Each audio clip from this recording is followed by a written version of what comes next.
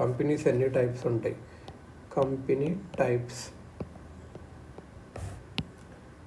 Types చూస్తే chartered companies set up by charter given by a king or queen. Example East India company in 1600. Statutory companies set up by a special acts of parliament.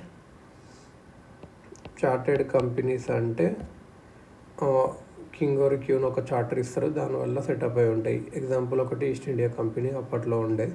Statutory companies అంటే parliament or state legislature ద్వారా ఉంటాయి, RBI కానీ LIC కానీ SBI కానీ. Registered companies అంటే companies act 1956 కింద register అయినవి, Tata Motors, Infosys ఇవన్నీ. సో చార్టెడ్, స్టాట్యూటరీ, ఇంకా రిజిస్టర్డ్ ఇది అన్నట్టు.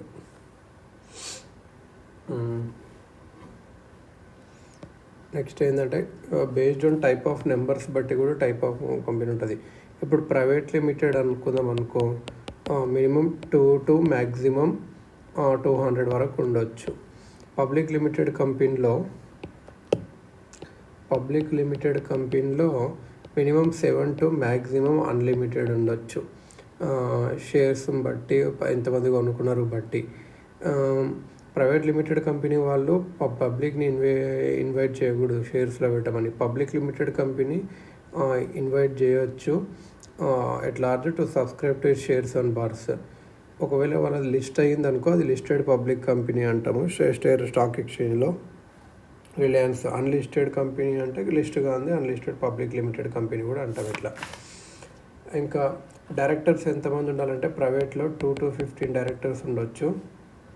పబ్లిక్ లిమిటెడ్లో మినిమం 3 నుంచి మ్యాక్సిమం 15 వరకు ఉండొచ్చు. ఇందులో అవుట్ ఆఫ్ దెమ్ ఒకరైతే ఇండియన్ ఉండాలి, ఒకరేమో ఉమెన్ ఉండాలి, ఇంకా 1/3 ఏమో ఇండిపెండెంట్ డైరెక్టర్స్ ఉండాలి. ఇండిపెండెంట్ డైరెక్టర్స్ అంటే వాళ్ళకి ఏంటంటే ఏదో కంపెనీ మీద ఏమి ఇంట్రెస్ట్ ఉండదు, వాళ్ళు మైనారిటీ షేర్ హోల్డర్స్ ఇంట్రెస్ట్ని ప్రొటెక్ట్ చేయడానికి ఇండిపెండెంట్ డైరెక్టర్స్ ఉండాలి. ఇండిపెండెంట్ డైరెక్టర్స్ ఇంట్రెస్ట్ ఏంటంటే మైనారిటీ స్టేక్ హోల్డర్స్ ఉంటారు కదా, షేర్ హోల్డర్స్, వాళ్ళ ఇంట్రెస్ట్ని ప్రొటెక్ట్ చేయాలి. పబ్లిక్ లిమిటెడ్ కంపెనీలో డైరెక్టర్స్కి ఏజ్ లిమిట్ ఉంటుంది, టర్మ్ లిమిట్ కూడా ఉంటుంది.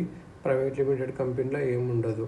కార్పొరేట్ గవర్నెన్స్ నామ్స్ అనేవి ప్రైవేట్ లిమిటెడ్ కంపెనీలో అంత ఏమి ఉండవు, రిలాక్స్. ఇక్కడ మాత్రం పబ్లిక్ లిమిటెడ్లో మాత్రం కార్పొరేట్ గవర్నెన్స్ నామ్స్ ఉంటాయి. కంపెనీస్ యాక్ట్ వాళ్ళకి to hold specific number of annual meetings of board directors జరగాలి. నామ్స్ ఫర్ కోరం ఉండాలి, మెకానిజం ఫర్ ఈ ఓటింగ్ ఉండాలి. Have to appoint company secretary పెట్టాలి, ఉండాలి. Implement mechanism for putting whistle blower and so on, ఇవన్నీ ఉండాలి. Private limited కంపెనీకి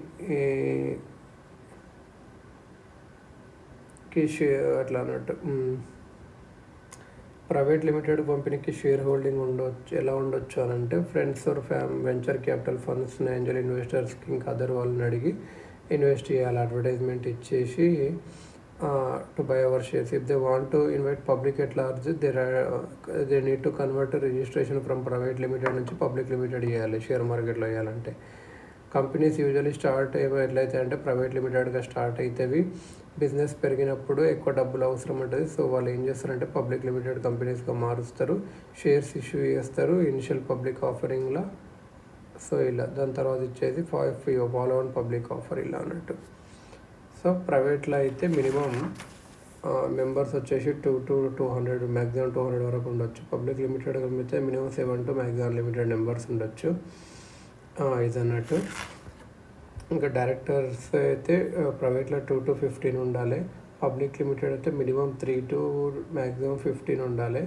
ఒకరు women అయి ఉండాలి. పబ్లిక్లో ఒకరు ఇండియన్ రెసిడెంట్ ఉండాలి. 1/3 ఇండిపెండెంట్ డైరెక్టర్స్ ఉండాలి. ఇండిపెండెంట్ డైరెక్టర్స్ అంటే మైనారిటీ స్టేక్ హోల్డర్స్ ఇంట్రెస్ట్ని ప్రొటెక్ట్ చేయాలి. వాళ్ళకి ఏజ్ లిమిట్ కానీ టర్మ్ లిమిట్ ఉంటుంది పబ్లిక్లో, ప్రైవేట్లో ఏమి ఉండదు. కొన్ని మీటింగ్స్ పెట్టాలి, కంపెనీ సెక్రటరీని పెట్టాలి అట్లా అన్నట్టు. బేస్డ్ ఆన్ ఓనర్షిప్ బట్టి కూడా ఉంటాయి. అంటే ఇప్పుడు గవర్నమెంట్ ఓన్ అయ్యింది అనుకో, అది 51% గవర్నమెంట్ ఉందనుకో, అది గవర్నమెంట్ ఆర్ పబ్లిక్ సెక్టర్ అంటాము. ప్రైవేట్ అంటే వాడికి 51% ప్రైవేట్ కొంటే అది ప్రైవేట్ అన్నట్టు. హోల్డింగ్ కంపెనీ అంటే ఏంటంటే company that owns majority shares in other company దాన్ని హోల్డింగ్ కంపెనీ అంటే ఇప్పుడు Tata Sons Limited holds majority shares of TCS. So TCS ఇది టాటా సన్స్ అనేది హోల్డింగ్ కంపెనీ. హోల్డింగ్ కంపెనీ అంటే company that holds majority shares in other company. Other కంపెనీలో majority shares ఉంటాయి. Subsidiary company అంటే controlled by parent company.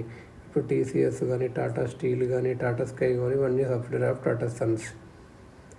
ఇది ఎట్లా అన్నట్టు company. ఇంకా వన్ పర్సన్ కంపెనీ అంటే ఏంటంటే special type of private limited company having only one number. ఇలా ఉన్నట్టు 1% కంపెనీస్లో లీగల్ రిఫార్మ్స్ తెచ్చారు. కంపెనీస్ యాక్ట్ ఎన్ఆర్ఐస్ ఈజీగా రిజిస్టర్ అవ్వడానికి 1% కంపెనీస్ ఇండియాలో. 1% కంపెనీస్ని వేరే దాన్ని కూడా మార్చవచ్చు. నాట్ ఫర్ ప్రాఫిట్ కంపెనీ ఇప్పుడు జిఎస్టీ అని, ఎంపీసీఐ ఇవన్నీ ఉంటాయి కదా, వాళ్ళ ప్రాఫిట్ అంతా మళ్ళీ బిజినెస్ ఎక్స్పాన్షన్ని ఇన్వెస్ట్ చేస్తారు.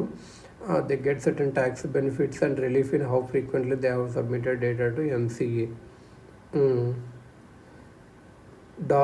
ఎంత కొన్ని రిలీఫ్స్ ఉంటాయి నాట్ ఫర్ ప్రాఫిట్ కంపెనీకి. డార్మెట్ కంపెనీస్ అంటే సెటప్ చేశారు బిజినెస్ ఫ్యూచర్లో స్టార్ట్అప్ చేయడానికి. Setup to store intellectual property కూడా. Not filed annual returns for 2 consecutive years చేయకపోతే డార్మెంట్ కంపెనీ.